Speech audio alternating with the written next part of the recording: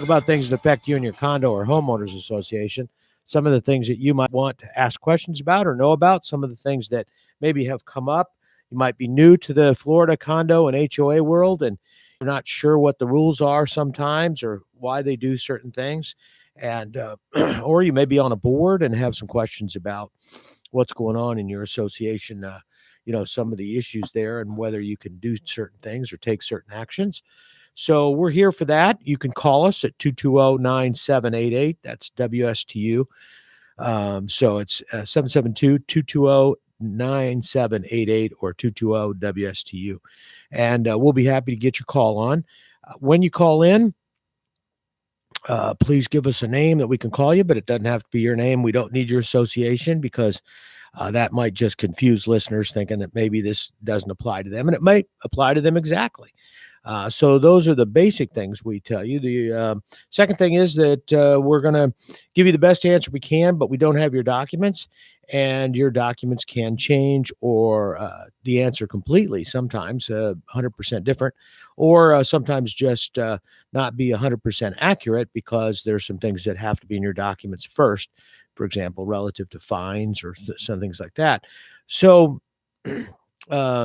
it's good for us to, for you to give us the call, give us an interpretation if we need, or we have questions on your documents, we'll address them. But in general, we're going to answer it based on common procedures and rules, regulations, court cases, and things like that, the best we can without having your documents. If you do need your documents looked at, and you want to go to court, you've got a situation that may end up in court, well, then at that point, you need to talk to somebody like Peter Mullengarden, who deals in this world all day, every day, and you can, and he will help you, and he'll look at your documents and take a look at what you need done.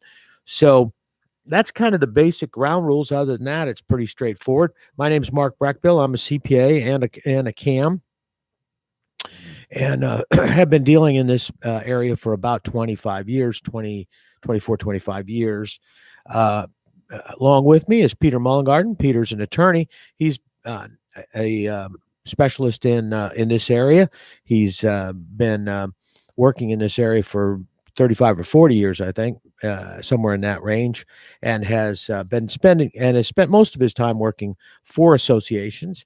But he had spent some time early in his career working for developers, which has given him a little bit of perspective for those that are in a developer controlled association, or maybe under turnover or whatever. So he's got a great background, so we can rely on that and ask him questions too. So again, the number 772-220-9788. Again, that's 772-220-WSTU. And we welcome any calls or questions. Good morning, Peter. How are you? Good morning. Fine, Mark. How are you doing? Good. So the legislative session is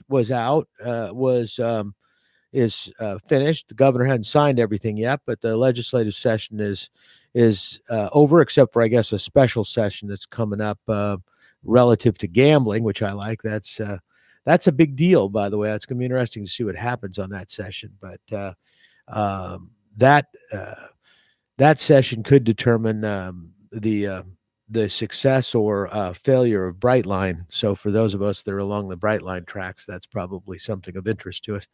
But I know sometime down in the future here, Allison will probably be coming in to give us an update once the governor's signed or not signed. And that's the thing, just as a little bit of a precaution, I mentioned that you need to be aware of is that, a lot of times we try not to talk about this stuff until the governor has signed it, because even though he may be expected to sign, sometimes there are things that are changed or not signed, or and they get vetoed.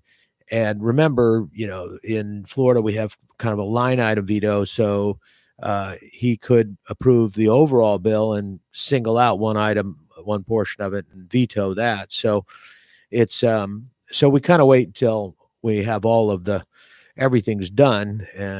I know personally, it's for me, because I follow some of this stuff. It gets confusing sometimes because I think back and I think stuff got passed and it didn't, or I forgot that it's come up every year now. So anyway, so we'll probably be looking at some of that coming up down the road. And I haven't heard much about anything yet.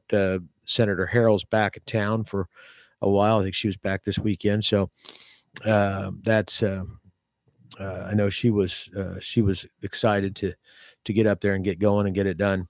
So the uh, I know Peter, just in terms of general things going on, uh, the with all of this stuff that's happening in the real estate market, um, are your associations and the legal profession in general having trouble keeping up with all of the activity? We got people paying a ridiculous amount of money for houses sometimes, and properties turning over, and uh, it's just kind of crazy how fast everything's happening, and we've got people buying units sight unseen. I can't imagine they're looking at documents. I'm kind of waiting for some of this to settle and hear what the issues are, because I can't imagine some of these people that are buying online, that are buying in 2 days, that they're looking at anything financial, any documents, any financial. Nobody that I know of is asking, can I see your financials so I know whether you have reserves or not, and yet they're paying astronomical prices. What types of stuff have you started to see anything coming up yet with conflicts because of people who are moving into communities they're not familiar with because they're not from Florida and that type of thing? You know what? Not yet, but you make a good point. The real estate market is pretty crazy. Um, people buying, like as you said, sight unseen. Um, but honestly, no. I haven't seen yet, where someone bought in and is, you know, now squawking about, something, either, like I said, either about reserves or some kind of restrictions. Um, so haven't seen it yet. I wouldn't be surprised if we do. But honestly, not at this point. So we'll see. Yeah.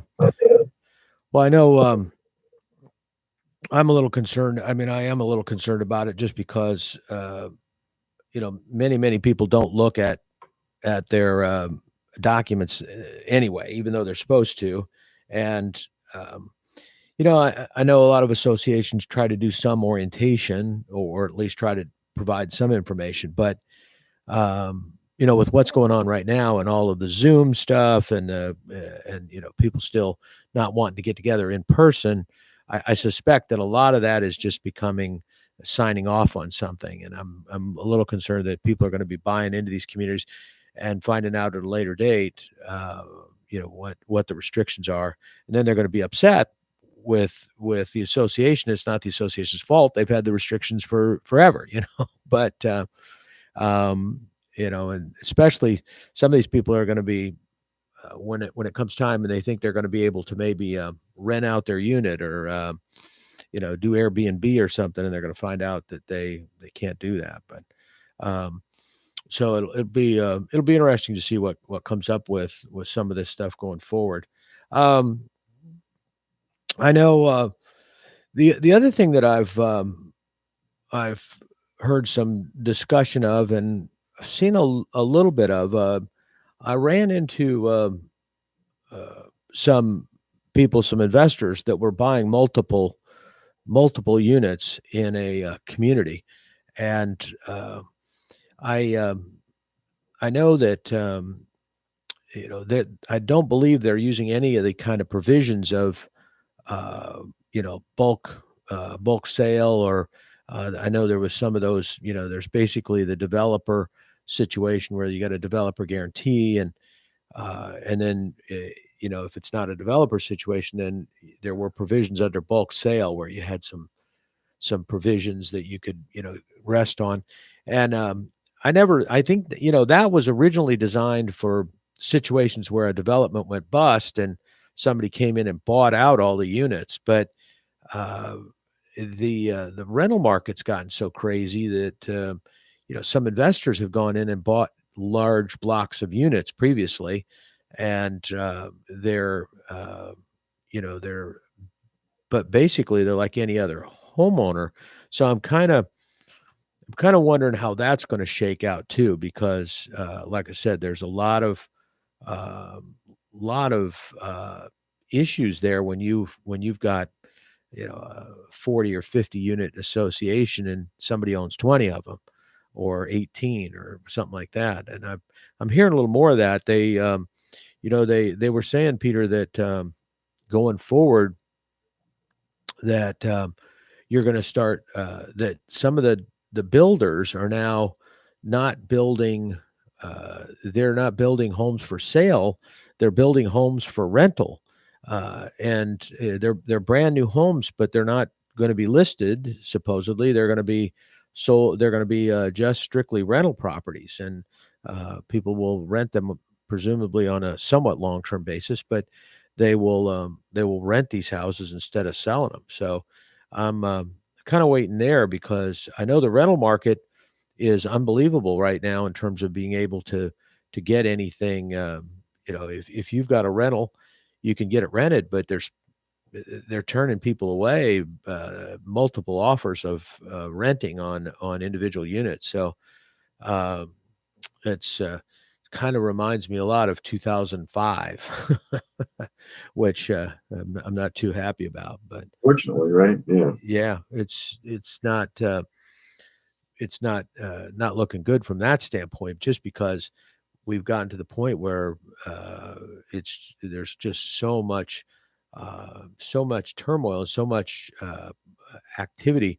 I know I'm hearing of situations where places are being listed and sold before they hit the MLS. They just and for an amount greater than listing price. I don't think nowadays. I think people are putting ridiculous prices on stuff and getting more than the ridiculous price, and then they're out of a house and didn't think they'd sell it that fast, and they're trying to find a place to move, and there's no place to rent. So and the my friends in the construction business have told me that some things, like new washers and I mean new refrigerators and stoves, some of these upscale packages that come with new homes, you can't get them, and they're saying that some of those builders are starting to put low end packages in temporarily, so that they can get the house closed and then deliver the other packages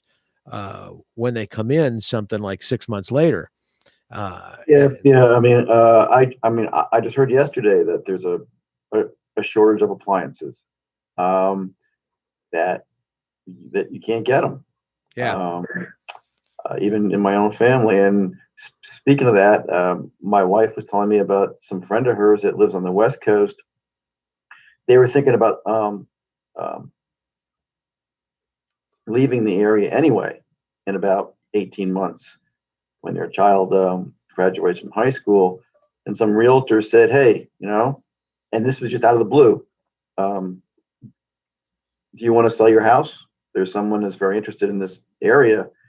And, they heard the offer and it was like so ridiculous. They sold their house and they'll rent for like 18 months and then leave if they because can find a rental.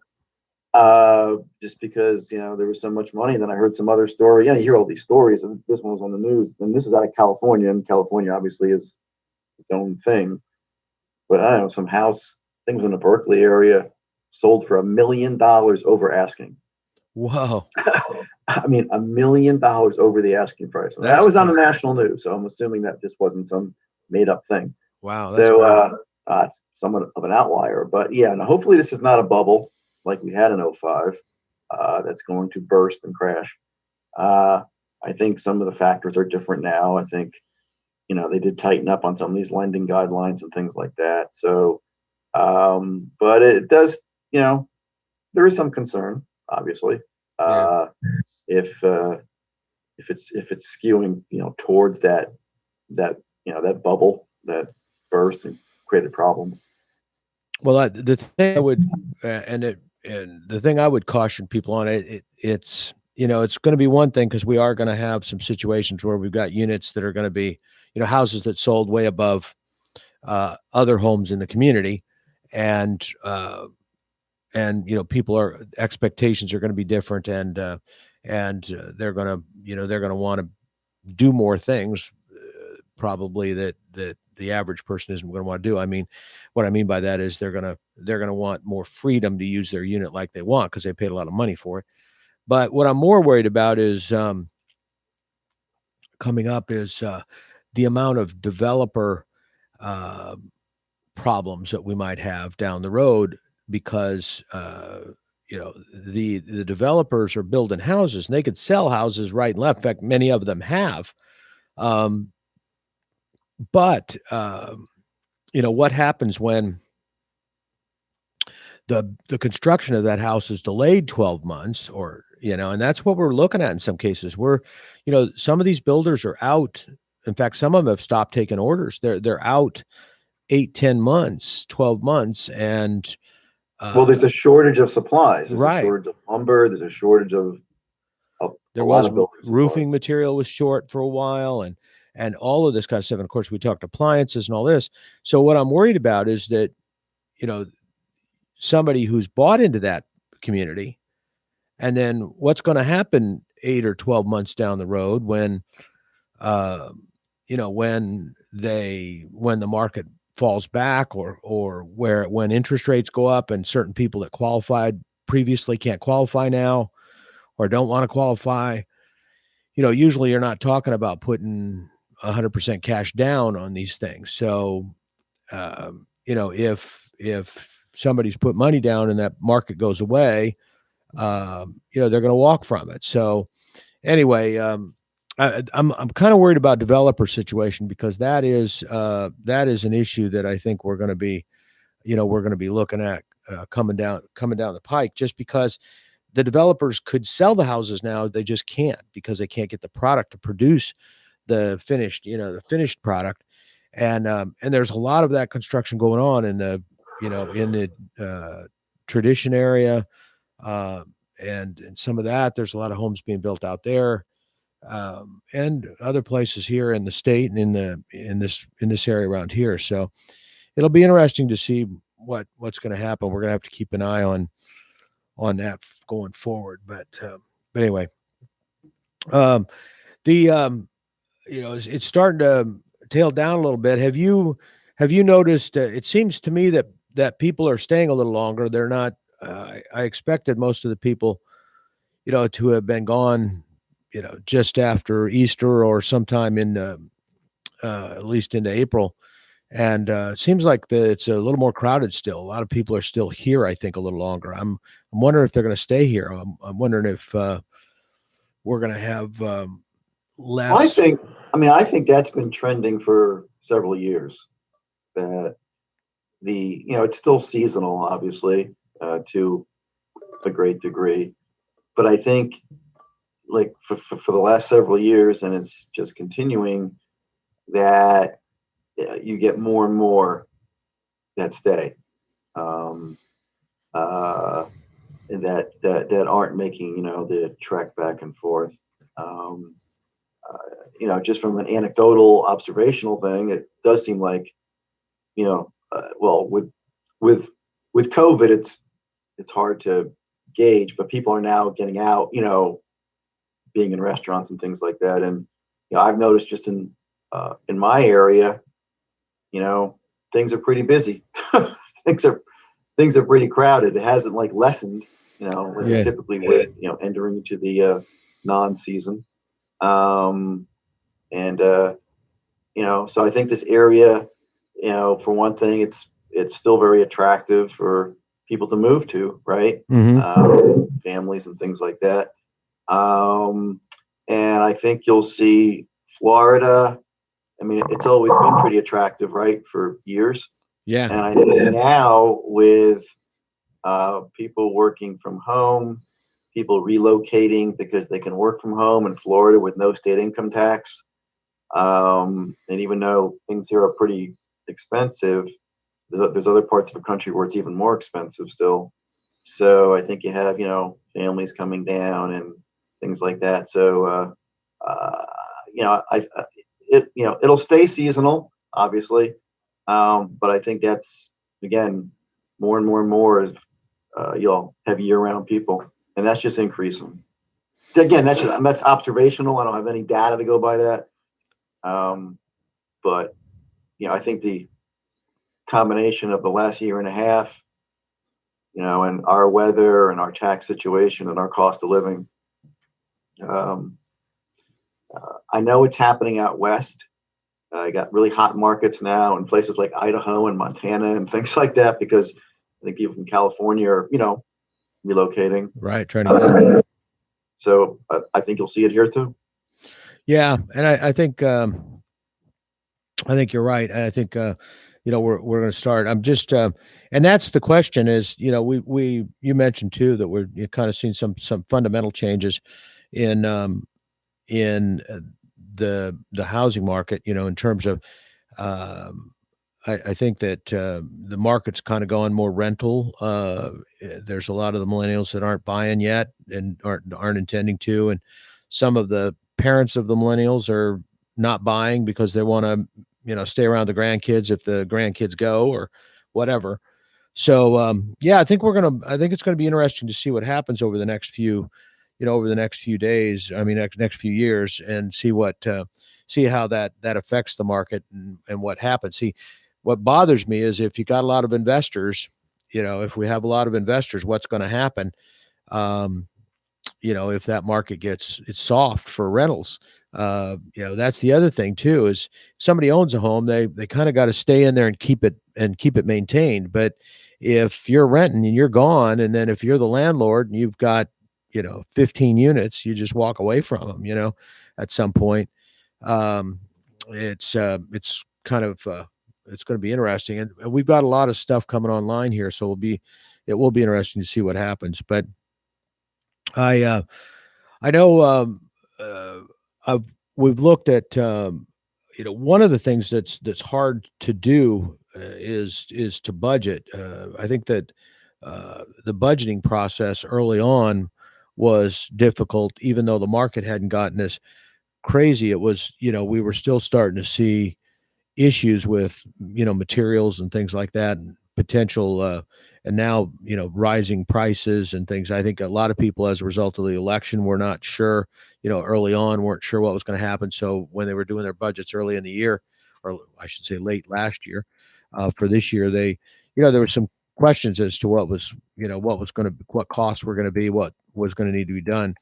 So I think we're kind of in that. I think we're in a situation where a lot of associations are still are dealing with budget adjustments, potentially, or are going to be looking at it, because now some of these projects that they planned on doing and that they may have postponed slightly and now are now coming back online, and the cost of doing them has jumped considerably.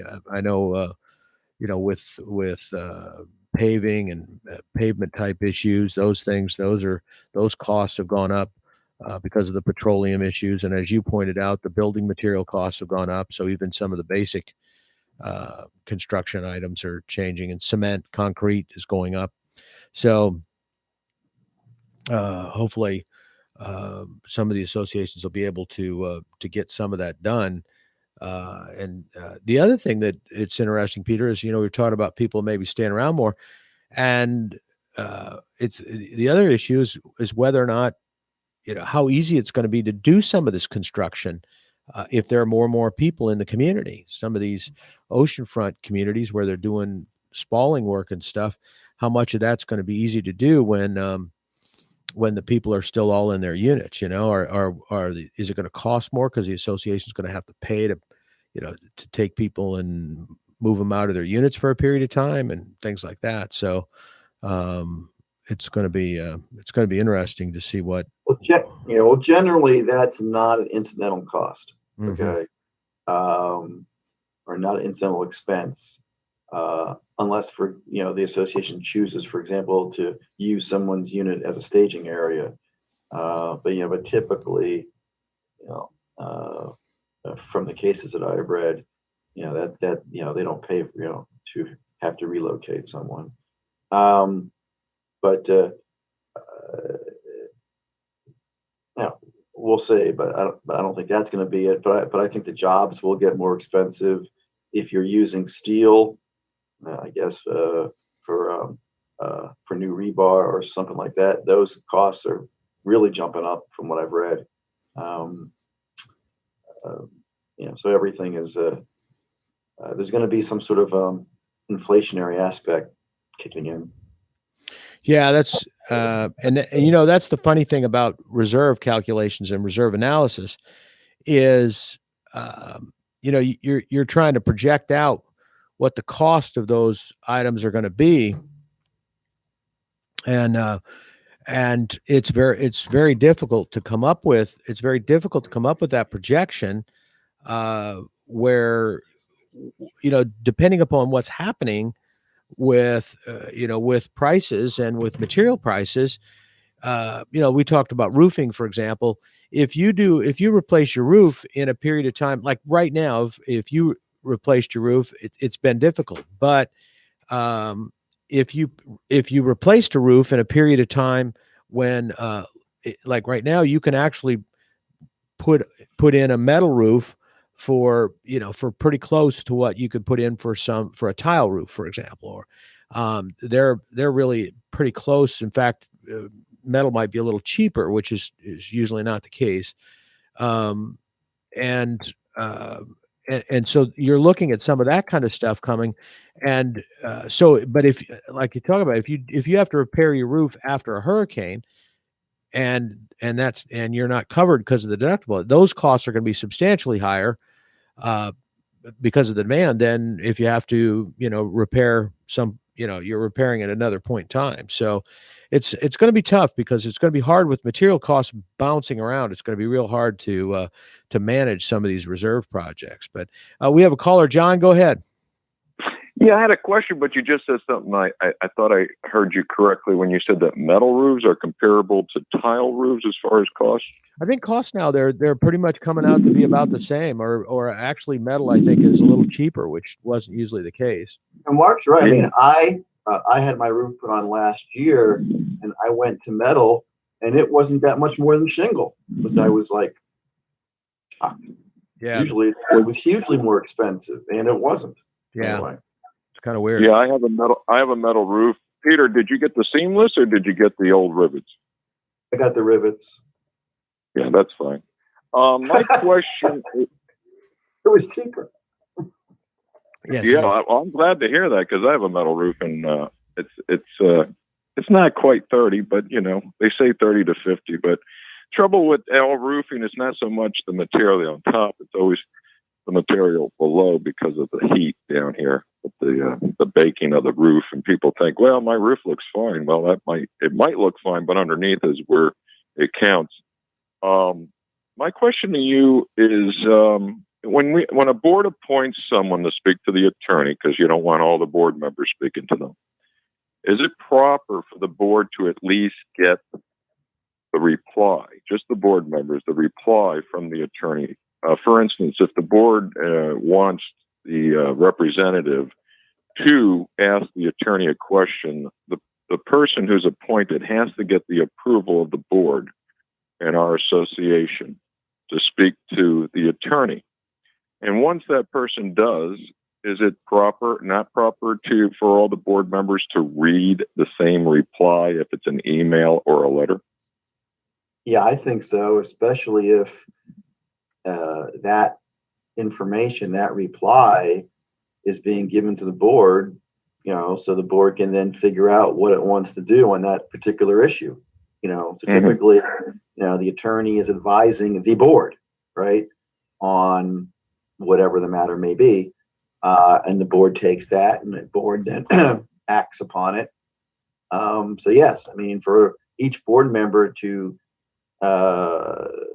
be fulfilling their role, yeah, they need all the information. It is true that one or two people are the contacts with the attorney, but I believe that unless that information then is shared with with all the board members, so they can all decide whatever it is that they're deciding, unless for some reason, and I'm not sure, I'm not really that strong on this, where the board has delegated to one particular individual the authority, I guess, to make a certain decision. But even that, I think, is probably susceptible to not being really correct. So I would say yes, that answer, that reply, that opinion letter, whatever it is, should be shared with the entire board. Yeah, because that way they're all on the same page. And when you ask one person to contact the attorney, they shouldn't be the one disseminating the information. We should just read from the horse's mouth, so to say, what the answer was. Because in prior years, we had a president that was just calling the attorney willy-nilly, and that's why we put in this motion this year that they need board approval to speak to the attorney. And that way we know what we're asking the attorney, and we know to expect an answer eventually. People will be on the same page. Now, with another question I have, Mark, maybe this is in your purview. When you send out the financials each month to whatever association you might represent, does it always include a check ledger? Not necessarily. I mean, that's kind of it's kind of up to the associations as to what they want. Typically, the financial package is going to include a balance sheet and income statement, with the income statement compared to budget, sometimes also compared to prior year, but it's going to be compared to budget. It's going to have some information about your reserves and any kind of work that you're doing there, and in general, it's probably the full packet isn't going to have all of the detail. Now, your treasurer before that may get the bank reconciliations and some detailed information, a check register, and some of those kind of things. But normally, the regular board package is going to be mostly financial information, financial statements and that kind of thing, and probably some explanation of variances, that type of information. Yeah, because a ledger, like if there is a big variance for that particular month, the ledger usually helps explain that. And treasurers these days, I think we spoke about this in your prior programs. They're not really treasurers anymore. It's more symbolic, so to say. So the ledger would most likely go to the property management company, would it not? Yeah, I mean the property managers. Well, it depends on your association. Usually with property management companies, they're also doing the accounting, so they're producing the financials for the property manager. If the property manager is doing their job, they're reviewing those financials ahead of time before they disseminate them to the treasurer or anybody else. And then, so they would go through that information and look at it, see if there's anything that's out of whack or out of the ordinary. The first thing that you would do is investigate to see whether or not there was a posting error, that an item got posted to the wrong account. And so that's what's causing the variance. And then once you've determined that there's no real posting errors, nothing is out of whack from that standpoint, then you would, look for reasons why something is the way it is, and what happened. And so some of it could be timing, with wages and salaries, for example. You get most of the associations don't do full accruals where they accrue every single day, and so sometimes there's just a timing issue on the payment of salaries, and things like that. That's the basic thing. Usually the property manager is going to look through that so they can explain it to the treasurer or president, and so the president or treasurer can make their presentation to the board. And at board meetings, do property managers, I mean, in the old days, they would come, they would do the report, and they'd leave. Sometimes if they couldn't attend, they would just simply send it in via a letter. But over the years, I've noticed that property managers have become more of the person driving the board meeting. Is that something that you see also? I think so. I think that's pretty, that because they're more, because most both property managers have professional experience in this area. You know, they're doing this over and over again. But I think that more than even just driving, they do typically analyze the financial information and help provide some insight there as to what's going on. And a lot of the property management companies, the accounting department is separate from the property manager themselves. So there's some checks and balances that take place there too, even on the property manager itself, because somebody's looking over those numbers. But yeah, it's I've seen, I think, more. I don't know that I've seen as many property managers at board meetings as much, because associations seem to want to cut down on that cost, and so some of them aren't wanting to pay for their property manager even to be at the board meeting, which I think should be the case. The contract should include that, and they should want that. But I've seen some of the boards say, well, we don't need them there. We don't need to be paying for that or whatever, especially if they're paying on a contract that involves just a certain number of hours a month. I've seen associations that don't want to pay for the minutes to be drafted by the property manager. So they'll try to do it themselves, and we'll do that. So I've seen a lot of that changing. A lot of it's cost driven. I think foolish in some cases, because your property manager probably knows more about what's going on in the association than anybody other than maybe even the president. So I think it's a good idea to have them there for those things, and they should, go through the financials and be prepared to answer the questions. They know what's going on projects. They know what the delays are and all those kind of things. So, I think it makes it, more, it more. No, I agree with you. I think it's a good idea for them to attend. It's just that as long as they don't take over the meeting. Unfortunately, I've seen so many communities where the property manager's been there, I don't know, 6, 7, 8, sometimes a decade.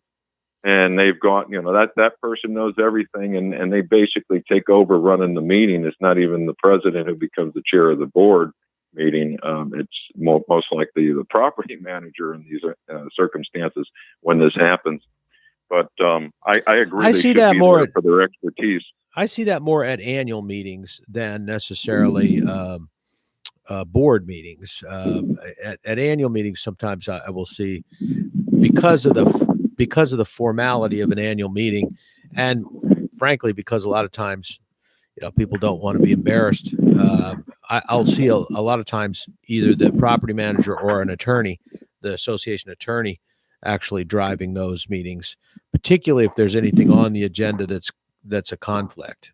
If you're looking at a real contested election, or if you've got some issues that have come up that are potentially going to involve conflict, maybe even litigation, then I've seen the attorneys there for those, and they'll run the board meeting or the annual meeting at that point, at least directing, and then they know legally what kind of provisions they have to allow. They know the documents, so they know what your documents are if there's a question about voting or anything else, and that's real helpful. If you've got a contested election, or you've got some sort of at an HOA, or you feel like you got some issues that are going to be a problem, that's good money. I mean, that's well spent money to have your attorney at that meeting. I've just seen so many problems sidetracked as a result of having legal counsel there that knows what the association can and can't do, what they're required to do based on their documents, and taking the right direction. And I agree. It's a good idea. It's worth it. It's once a year, and you want to get it right. And yeah. Peter, one last thing. I think I've asked this before, but I just want to be clear. If somebody owns a property, but they're not really there, and they have their son who does not own the property, not on the deed, and they're like a weekend warrior, they're fixing up the place, but they're attending board meetings. Is there a letter that could be provided, anything less than a power of attorney, that would allow them to sit in on a board meeting? No. I'm sorry? No. No. No. So It it would would be have power to of attorney. it would have to be a power of attorney letter. Yes. Yeah, Okay, and that is because they're not an acceptable. owner. A proxy won't help because proxies are only for membership meetings, not board meetings. So I would say, just some letter saying, my son Peter or whatever Joseph is authorized. No, I mean I think it would have to be a power of attorney. Okay. Well, thanks again, guys. Always a pleasure listening to you. Yep. Thanks, John. Thanks for the call. Thank you. Appreciate it. So I know it's kind of interesting that I think we're going to see more of that. John brought up these people in the units, and I'm wondering if we're not going to see more of that as well with kind of situations where the person that owns the unit isn't necessarily going to be here. Whether they're going to what the alternatives are going to be. So, say for example, if you've got the kids own the unit and the parents are staying in it. It's going to be interesting to see whether we're going to have more of those and what kind of conflicts we're going to have there. My mother was in a unit for a number of years, and she was renting. It was long before she bought. And I think I mentioned this before in previous shows, but at one point they actually, some of the board members asked her if she would be willing to be on the board, or because even though she wasn't an owner, they allowed it there. And because she was, at least around all the time, she was interested and took an interest in what was going on, and was trying to make sure things were done correctly and all that kind of stuff. But it's going to be interesting to see how much of that we have going forward. The other thing that came up the other day, Peter, and it's just as a note, we've talked about this for a long time, but and believe it or not, I was actually recommending it, even though because I had my other hat on, but is the use of an association as a solution to healthcare issues. The the whole thing with economically, assisted living, if somebody doesn't really fully need assisted living, is an expensive process. You've got, a lot of the places you have to buy a unit. You don't get fair market value for that unit when you leave. You don't get any kind of, you may get some compensation, but it might be a percentage of what you paid instead of a percentage over what you paid. And then you've got, and you may not have the care. And the so we were talking about, I have a friend who's looking at, his mother had some issues with she slipped and had a hip, fell and did some damage, so that's causing her some issues. And she might be in the early stages of Alzheimer's, probably not anything serious, but yeah. But so he's not sure what to do. He doesn't want to leave her at home. And so we were talking about the a condominium association where you have a live-in healthcare provider. So I know we're running out of time, but just if you can kind of just talk about that a little bit in terms of what kind of latitude is there? I mean, how much, if you're hiring somebody to come in as your caregiver, is that allowed? Are there restrictions on that? Is there, what if it's a 55 and over community, your caregiver's not 55, that kind of thing? Yeah, I mean that's an interesting question, and we only have a couple minutes. I mean, first and foremost is what do your documents say, right? Right. But then you had the issue of this person presumably is handicapped or is disabled, or qualifies under the definition, which means they have a physical or mental impairment that substantially limits one or more major life functions.